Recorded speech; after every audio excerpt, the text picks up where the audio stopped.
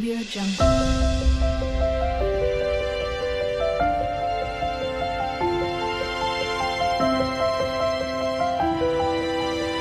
హ్యాపీగా జాలీగా ఎంజాయ్ చేయరా, సరదాగా జగమంతా చుట్టేసేరా. Hi viewers, welcome to our channel. ఇప్పుడు మేము 3 జ్యోతిర్లింగాలు అలాగే రామ మందిర్ వాటితో పాటు ప్రయాగ్రాజ్ అయితే వెళ్తున్నాము. ముందుగా మేము అనంతపూర్ నుంచి డైరెక్ట్ ఉజ్జయిని ట్రైన్ అయితే బుక్ చేసుకున్నాము. మేము వెళ్తున్న ట్రైన్ నెంబర్ వచ్చేసి 12975. ట్రైన్ నేమ్ వచ్చేసి జైపూర్ సూపర్ ఫాస్ట్ ఎక్స్ప్రెస్. ఇది వీక్లీ ట్వైస్ మాత్రమే నడుస్తుంది, థర్స్డే అండ్ సాటర్డే మాత్రమే. ఈ ట్రైను అనంతపూర్ నుంచి సాయంత్రం 5:10కి స్టార్ట్ అయ్యి ఉజ్జయిని చేరుకోవడానికి నెక్స్ట్ డే నైట్ 10 PM అయితే రీచ్ అవుతుంది. ఈ ట్రైన్ జర్నీ మొత్తం 29 అవర్స్ అయితే పడుతుంది. అనంతపూర్ నుంచి ఉజ్జయినికి జనరల్ టికెట్ కాస్ట్ వచ్చేసి 400, అదే స్లీపర్ అయితే 720 అయితే పడుతుంది. ఉజ్జయిని మహాకాళేశ్వర్ జ్యోతిర్లింగం ఆలయం ఎలా చేరుకోవాలంటే, ఈ ఆలయం మధ్యప్రదేశ్లో ఉజ్జయినిలో అయితే ఉంటుంది. ఇండోర్ నుంచి ఉజ్జయిని 55 కిలోమీటర్ల దూరంలో మరియు భోపాల్ నుంచి 192 కిలోమీటర్ల దూరంలో అయితే ఉంటుంది. మన తెలుగు రాష్ట్రాల నుంచి రైలు మార్గం ద్వారా రావాలనుకునేవారు స్పెషల్ ట్రైన్ ద్వారా ఉజ్జయినికి నేరుగా చేరుకోవచ్చు. అవి దొరకని పక్షాన మొదటిగా ఇండోర్ లేదా భోపాల్కు రైల్లో చేరుకొని అక్కడి నుంచి బస్సు లేదా క్యాబ్లో ప్రయాణం చేసి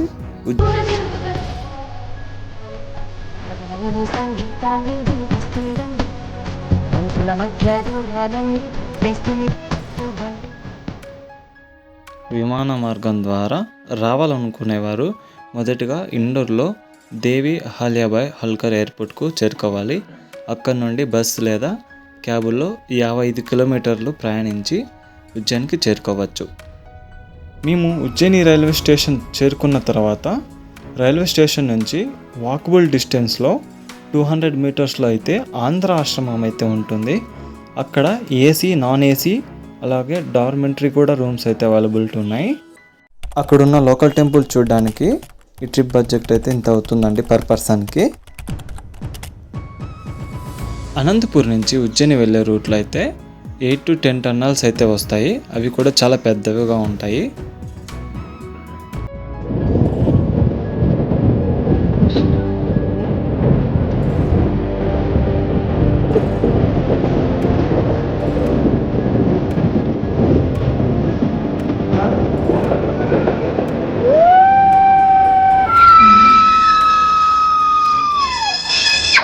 Happy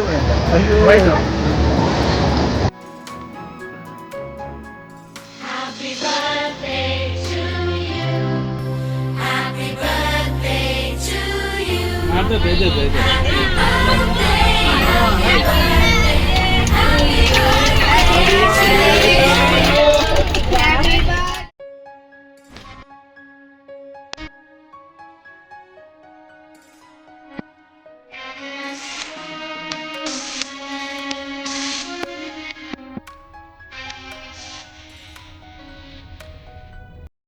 ఇప్పుడు మనం ఉజ్జయిని మహాకాళేశ్వరి టెంపుల్ హిస్టరీ అయితే తెలుసుకుందాం. మన భారతదేశంలో గల 12 జ్యోతిర్లింగాలలో 3వ జ్యోతిర్లింగం ఉజ్జయిని మహాకాళేశ్వర్. ఉజ్జయినికి మరొక పేరు అవంతి అని పిలిచేవారు. ఈ క్షేత్రంలో శివుడు మహాకాలుడు రూపంలో మనకు దర్శనమిస్తాడు. మహాకాలుడు అనగా కాలానికి అతీతుడు, మహామృత్యు స్వరూపుడు. లోకంలో ఎక్కడలేని ఈ విధంగా ఈ క్షేత్రంలో శివలింగానికి చితాభస్మంతో అభిషేకం చేస్తారు. ఇప్పుడు మనం ఉజ్జయిని మహాకాళేశ్వర యొక్క ఆవిర్భావం గురించి తెలుసుకుందాం.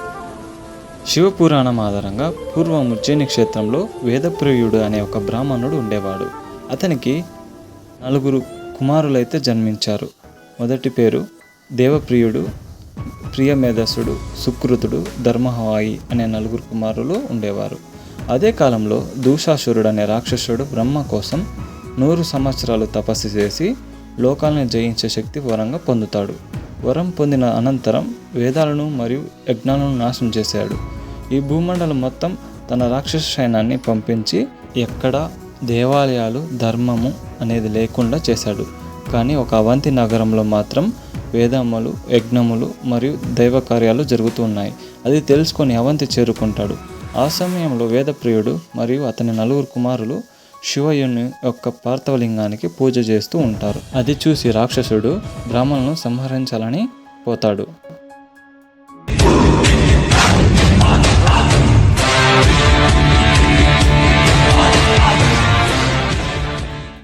నా సూర్యుడివి, నా చంద్రుడివి, నా దేవుడివి నువ్వే, నా కన్నులకి నువ్వు వెన్నెలవి, నా అప్పుడు శివుడు ఆ పార్థవలింగం నుంచి ప్రకలించుకొని మహాకాలుడు రూపంలో ప్రత్యక్షమై ఒక హుంకారంతో దూషాసురుని మరియు అతని సైన్యాన్ని భస్మం చేశాడు. దేవతలు, ఋషులు మొదలగున వారు పూల వర్షం కురిపించి మహాకాలుని స్తుతించసాగారు. తదనంతరం ఆ బ్రాహ్మణులు అపరమృత్యు భయం తొలగించి కలియుగంతం వరకు ఇక్కడ జ్యోతిర్లింగంగా వెలిసి భక్తులను ఆశీస్సులు అందించమని మహాకాలుని కోరుకుంటారు. అప్పుడు శివుడు తదాస్తు అని పలికి జ్యోతిర్లింగంగా ఆవిర్భించాడు. ఇప్పుడు మీరు చూస్తున్నారు ఆంధ్ర ఆశ్రమంలో డార్మెంటరీ. పర్సన్కి 300 విత్ 2 times ఫుడ్ అయితే పెడతారు. అదే నాన్ ఏసీ రూమ్స్ వచ్చేసి పర్సన్కి 400. అలాగే ఏసీ రూమ్ కావాలంటే 600 రూపీస్ పర్ పర్సన్కి అయితే పే చేస్తారు పర్ డేకి. మేమైతే ఎర్లీ మార్నింగ్ 4:30కి అయితే దర్శనానికి అయితే వెళ్ళాము. ఉజ్జయిని దర్శనం టైమింగ్స్ అయితే చూసేద్దాం. ఎర్లీ మార్నింగ్ 4 to 6 వచ్చేసి భస్మహారతి. భస్మహారతి మీరు బుక్ చేసుకోవాలంటే ఉజ్జయిని దేవస్థానం అఫీషియల్ వెబ్సైట్లో అయితే బుక్ చేసుకోవచ్చు. ప్రతిరోజు ఈ మహాకాల జ్యోతిర్లింగానికి భస్మంతో అభిషేకం చేస్తారు. భస్మాభిషేకం 2 రకాలుగా జరుగుతుంది. ఒకటి ఆవు పిడకలు కాల్చగా వచ్చిన భస్మంతో, లేదంటే ఉజ్జయిని నగరంలో ఎవరైనా సేవాక్యం మరణించడం చెందిన వాళ్ళ ఒక 10 మంది సాధువులు మధ్య అంత్యక్రియలు జరిపిన తర్వాత వచ్చిన భస్మంతో చేస్తారు. ఆంధ్ర ఆశ్రమం నుంచి మెయిన్ టెంపుల్కు 2 kilometers దూరంలో అయితే ఉంటుంది. మేము వెళ్ళేసరికి ఆలయ ప్రాంగణంలో LED స్క్రీన్లు వేసి లోపల భస్మహారతి లైవ్ ప్రోగ్రామ్ అయితే బయటికి చూపిస్తారు.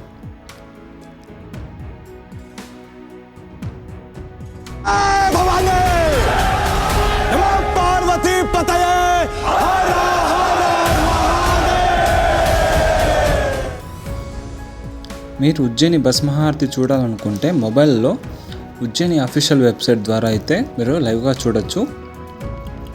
మీరు ఉజ్జయిని ట్రిప్ ప్లాన్ చేయాలనుకుంటున్నారా? అయితే ఉజ్జయినిలో 2 days ఉండేలా మీరు ప్లాన్ చేసుకొని ఒక డే ఉజ్జయినిలో చూసుకున్న తర్వాత ఇంకో రోజు వచ్చేసి ఉజ్జయిని నుంచి ఓంకార జ్యోతిర్లింగం అయితే వెళ్ళచ్చు. మాకైతే స్వామివారిని దర్శించుకోవడానికి 1.5 hours అయితే టైం పట్టింది. మేము స్వామివారి దర్శనం చేసుకున్న తర్వాత ఉజ్జయిని నుంచి ఓంకారేశ్వర జ్యోతిర్లింగానికి అయితే బయలుదేరాము. ఈ వీడియో నెక్స్ట్ బ్లాగ్లో అయితే వస్తుంది, చూడండి.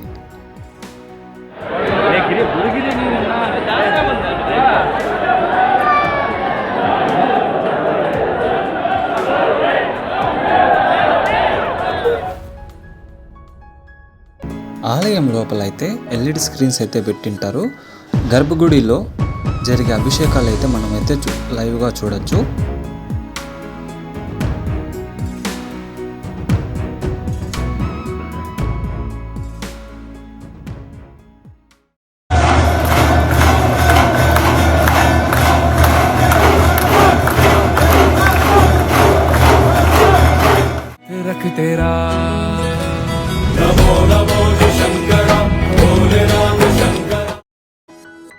మేము దర్శనం చేసుకున్న తర్వాత మహంకాల్ కారిడార్లో అయితే వెళ్ళి సెల్ఫీ పాయింట్ అయితే ఉంది. అలాగే లేక్ వ్యూ పాయింట్ కూడా ఉంది. అక్కడ ఫొటోస్ అయితే బాగా తీసుకోవచ్చు. నెక్స్ట్ బ్లాగ్లో అయితే ఓంకారేశ్వర జ్యోతిర్లింగ్ అలాగే కాశీ విశ్వనాథ్ జ్యోతిర్లింగ్ వీడియోస్ అయితే అప్లోడ్ చేస్తాను, చూడండి.